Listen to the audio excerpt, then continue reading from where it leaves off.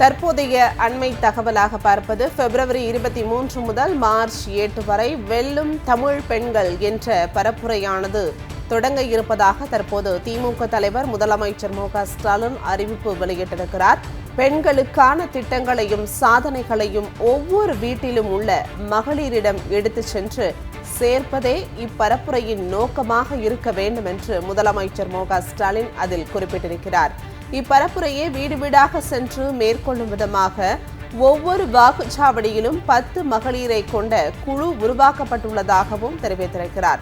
அண்மை தகவலாக பார்ப்பது பிப்ரவரி 23 முதல் மார்ச் 8 வரை வெல்லும் தமிழ் பெண்கள் என்ற பரப்புரையானது தொடங்க இருப்பதாகவும் இது வீடு வீடாக இந்த பரப்புரையானது எடுத்து செல்லப்படும் என்றும் தற்போது முதலமைச்சர் மு.க.ஸ்டாலின் தெரிவித்திருக்கிறார்.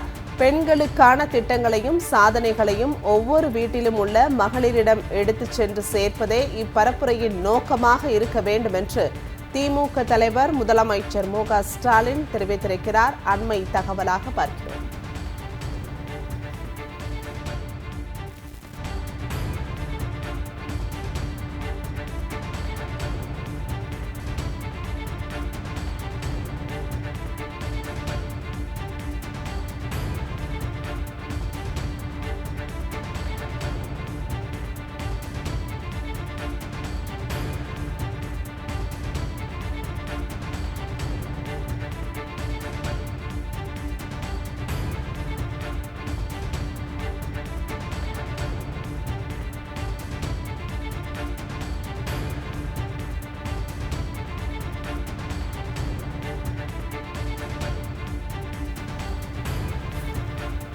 பிப்ரவரி 23 முதல் மார்ச் 8 வரை வெல்லும் தமிழ் பெண்கள் என்ற பரப்புரையானது நடைபெற இருக்கிறது. வீடு வீடாக சென்று இந்த பரப்புரையானது மேற்கொள்ள இருப்பதாக திமுக தலைவர் முதலமைச்சர் மு.க.ஸ்டாலின் அறிவிப்பு வெளியிட்டிருக்கிறார்.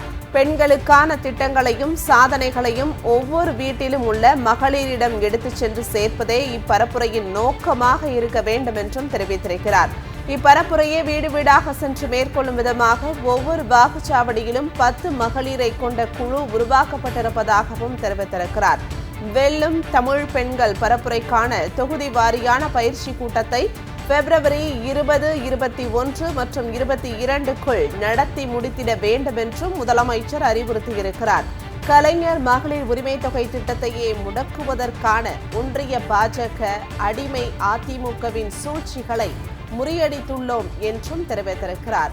நீ 1000 ரூபாயை நிறுத்த முயற்சித்தால் நான் என் மக்களுக்கு 5000 ரூபாயாக தருவேன் என சூளுரைத்து சிறப்பு உரிமை தொகை வழங்கப்பட்டது என்று முதலமைச்சர் அதில் சுட்டிக்காட்டியிருக்கிறார். கலைஞர் மகளிர் உரிமை தொகை தடையின்றி தொடர திமுக ஆட்சி தொடர்வது அவசியம் என்பதையும் மகளிருக்கு உணர்த்திட வேண்டும் என்று முதலமைச்சர் மு.க.ஸ்டாலின் தற்போது தெரிவித்திருக்கிறார். அண்மை தகவலாக பார்க்கிறோம்.